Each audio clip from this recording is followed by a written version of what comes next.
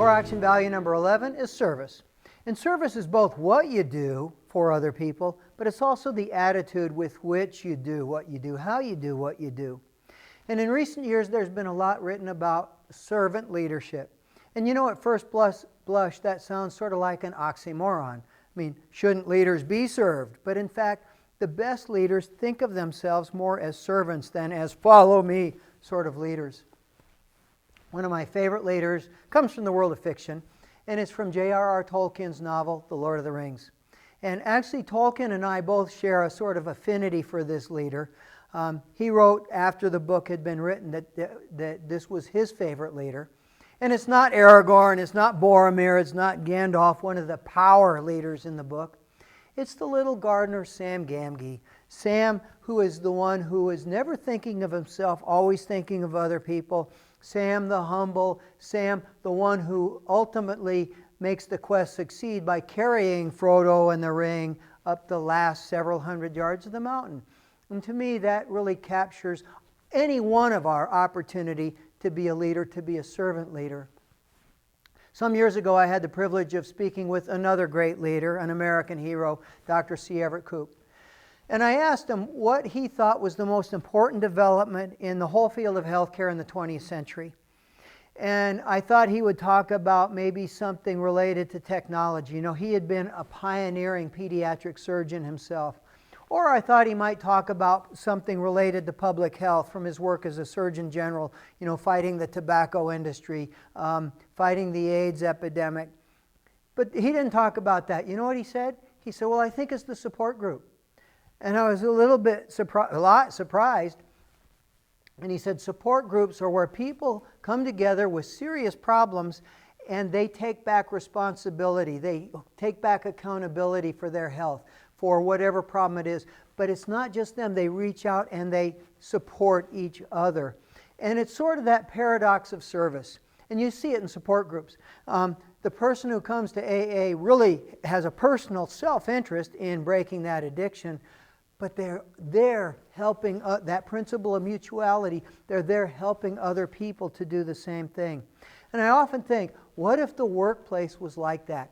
What if we all had the attitude, nobody goes home worse than they came in. At the end of the day, you go home physically tired, but emotionally and spiritually uplifted because of the joy of the work and the fellowship that you've had in the people that you get to work with. And that is service as an attitude, service as a way of life, service as a value. And before we get to the cornerstones, let me highlight one of the promises from the Self-Empowerment Pledge, and that is Thursday's promise, contribution. And it says, I will earn the help I need in advance by helping other people now and repay the help I receive by serving others later. It's sort of that pay it forward concept. And if you internalize that promise, I can guarantee you, it's going to make you happier. And long term, it's probably going to make you more successful, even in worldly terms. So let's look at the cornerstones. Cornerstone number one, pretty obviously, is helpfulness. That's what service is, helping other people. A while back, I was in a bookstore and I saw this book title. And the title of the book was The Prayer That God Always Answers. And I thought, oh no, just what the world does not need, another God Wants You to Be Rich book. And I pulled it out and I started reading it, ended up buying it and taking it home and reading the whole book. It wasn't about that at all. And the author made a very convincing argument. There is one prayer that if you pray it, it will be answered. And that prayer is this: please send somebody into my life who needs my help. You pray that prayer, and I'm pretty sure that by the end of the day, driving down the road, you'll see somebody on the side of the road who needs your help. In your workplace, you'll see somebody who could really use your help. Where your kids go to school, if you keep your eyes open, a day won't go by that you don't find somebody who could really benefit from you helping them. And then it becomes a mindset. And here's something very practical for your workplace, for your job. Think of your job description as a floor, not a ceiling. People who think of the job description as a ceiling, anything beyond that is a limit. Not my job. I don't do that. When you think of the job description as a floor, a platform, you come in, you get your basic work done, but then you add to it your own special touches. In a previous module, I talked about the nurse who writes poetry for her patients. You can tell people when you come into a department store, the people who are really there just for the job, for the paycheck, and the people who are adding their own special touch. And here's the paradox. You go looking for another job, everybody has the same resume, and they all read like a job description. Was responsible for, accomplished this. And the things that differentiate you from everybody else are not the basics in the job description, they're the things that you did above and beyond the job description. One more thing about helpfulness. Don't just mobilize your own skills and talents and energy. Try to take what you have and leverage it out by bringing other people in. Be a Tom Sawyer of service. You know the story of Tom Sawyer, Mark Twain's classic? He's out there whitewashing the fence and the other kids are making fun of him because they're going to go swimming. And by the end of the scene, he's convinced them that whitewashing the fence is the greatest thing they could possibly do. Think about the way you want to change your corner of the world, and how can you be a Tom Sawyer of service? Millard Fuller did it with Habitat for Humanity. Wendy Kopp is doing it with Teach for America. She wanted to change, she wanted to do something positive for the education crisis. Instead of just becoming a teacher herself, she started Teach for America, an organization that recruits thousands of the brightest kids coming out of the best schools and teaches them how to be teachers, and then sends them off to inner city schools where they make a difference. That is being a Tom Sawyer of service, leveraging your time to help other people. The second cornerstone, again, pretty obviously, is charity. Part of what service is all about is being charitable, giving to other people. And generosity is really a mindset. And there's been a lot of New Age literature in the last 10 years or so about so-called abundance mindset. And some of these New Age gurus talk about becoming a money magnet. You sit and visualize money coming into your life and jewels and cars and all this stuff. And they really have it backwards, don't they? If you really believe the world is an abundant place, if you really have an abundance mindset, you don't try to become a magnet, you become a fountain. Instead of trying to suck money into your life, you find ways to be generous to other people. I think of it as Johnny Appleseed versus King Midas. King Midas wanted everything he touched to turn to gold, and it did, and he ended up starving to death. Johnny Appleseed went across this great country planting apple trees, trees that he would never see blossom himself. He was planting them for us, and yet look at the legacy that he left behind. So the question is, are you a King Midas, visualizing yourself as a money magnet, or are you a Johnny Appleseed who tries to make things grow and blossom and bloom all around you? And here's a challenge I'm going to give you. Be extravagantly generous in small ways. So you go out to a breakfast diner. You get your eggs and toast and coffee, $6 bill, put down a $20 bill and walk away. And I can guarantee you, you have just made somebody's day. Some single mom working 2 jobs trying to support her family who gets a $14 tip on a $6 bill, you've just made her day. Give yourself a budget, $200 a month you're going to give away. And I can guarantee you, I don't know how, I don't know when, but I can guarantee you that at some point you're going to look back and say, wow, look at how my life has become more abundant. Look at the things that are coming into my life that I never could have expected.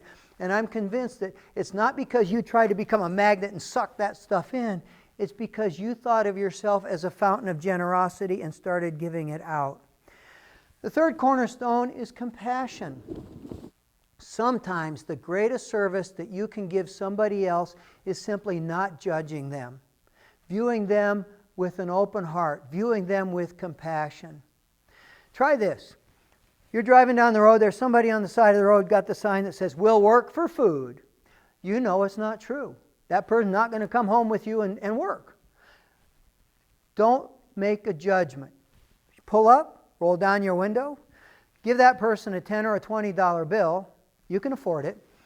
What are they going to say? They always say the same thing, and it's not thank you. They say, "God bless." And here's what I've come to realize. That is not a thank you. It's not a prayer. It's really more than anything a statement of fact. When you can open your heart and be compassionate and give of yourself in such a way, you have been blessed. Here's something else.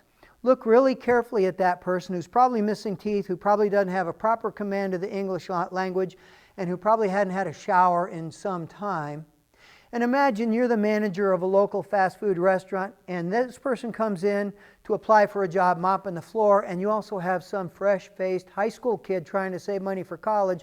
Who are you going to hire? So before you say, well, you should get a job, before you judge, before you look down your nose and condemn somebody else, try to look at them with an open heart. Mother Teresa said we're all children of the same God, and that is compassion in action.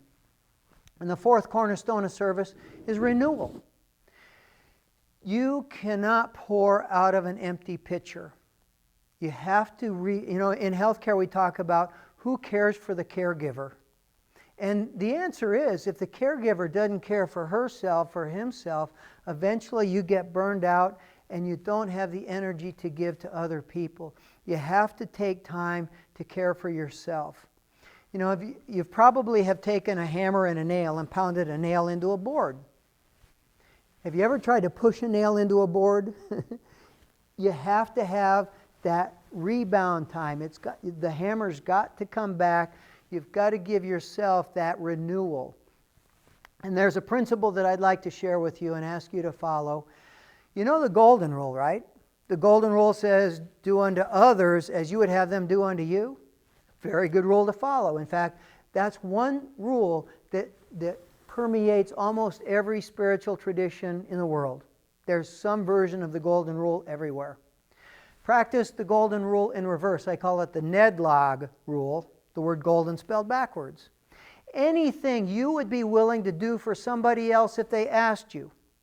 And I'm assuming that you're a caring, compassionate, generous person who would do, if you could, something for somebody else.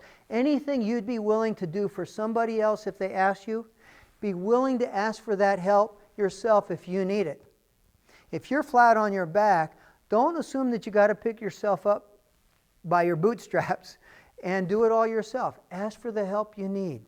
If you're struggling with an addiction, get into a support group. If you're struggling with debt, get into a Financial Peace University class or something like that. Be willing to ask for the help that you would be willing to give to other people. Renewal is most important when it's hardest to find.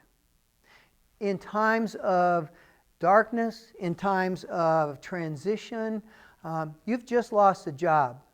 That is a fabulous opportunity for renewal, isn't it? You can think about, well, what is it I really want to do? Maybe instead of chasing another job doing the same thing, I'd be happier going back to school. Maybe this is my opportunity to write the book I've always wanted to write. Maybe I should think about starting that business I always wanted to start. Maybe I should just take a short sabbatical, put my feet up and think for a while. That is a great opportunity for you to practice renewal. The problem is your anxiety level is often way up here, and you're so worried about money, you're so worried about what other people think and things like that, that you don't give yourself that time to refill the pitcher.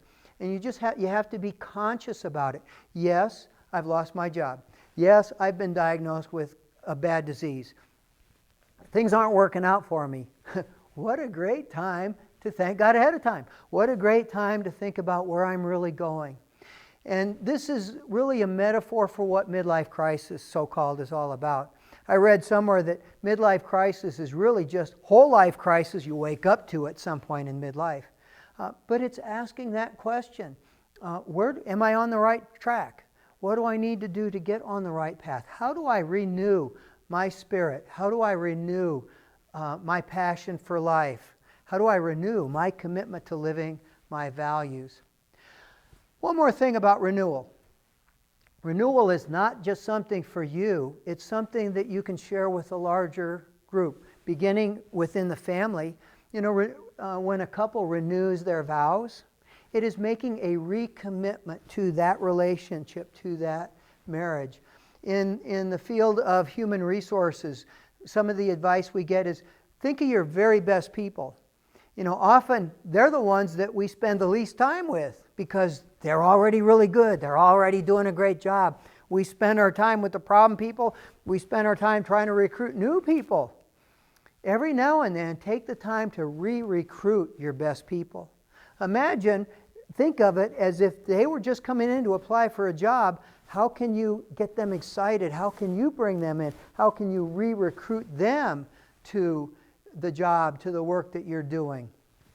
That is again, a variation on that Tom Sawyer of service. How do you take your need for renewal and spread it out, expand it into a larger group? Up to now, we've covered 11 core values.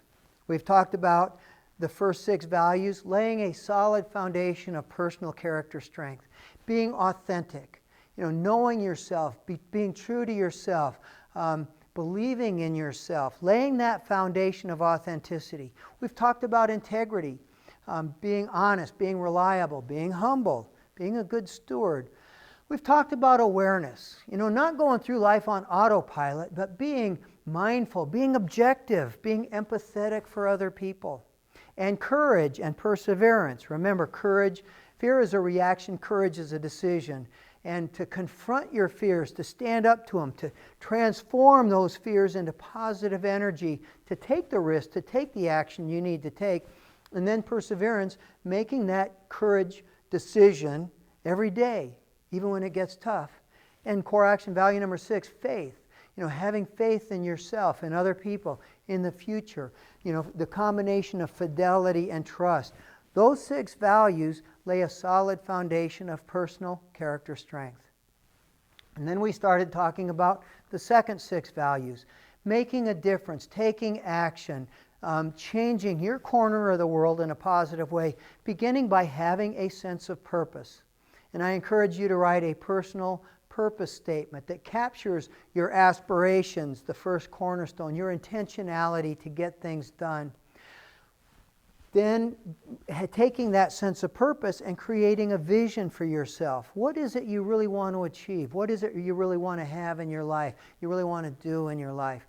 And then the next core value, being able to focus on that vision, on that purpose by concentrating your resources, your time, your energy, your money on the things that really matter to you. And doing it with enthusiasm, core action value number 10, which I said and reiterate here is the master value. When you're enthusiastic, it makes everything else easier. And when you're not, life just sort of drags along. Making the commitment to having a positive attitude yourself and having high expectations about the attitudes of the people around you at home and at work. Having a sense of humor, being curious, having energy. Those are the things that create a great life. And enthusiasm is the catalyst for a great life. And then what we've covered today, service. Being helpful and charitable, being compassionate, but taking the time to renew your own spirits, your own energy. And here's a guarantee, another guarantee. If you really take to heart these 11 values, if you really work on the cornerstones that we've covered up to this point, if you really use the tools that we've shared, the self-empowerment pledge, the pickle pledge, direction deflection questions, the janitor in your attic, if you really use these tools, you will become the kind of person that other people look up to. You'll become the kind of person who influences other people in their thinking, in their behaviors. You will become the kind of person who inspires other people to be the best they can be, to commit themselves to something bigger than just making the most money that they can make. In other words, you will become a leader. And that's when leadership becomes not just something you do, but who you are, a way of life, a way of thinking. It becomes a value. And that's core action value number 12, leadership. And that's what we'll cover when we get together the next time. I'll see you then.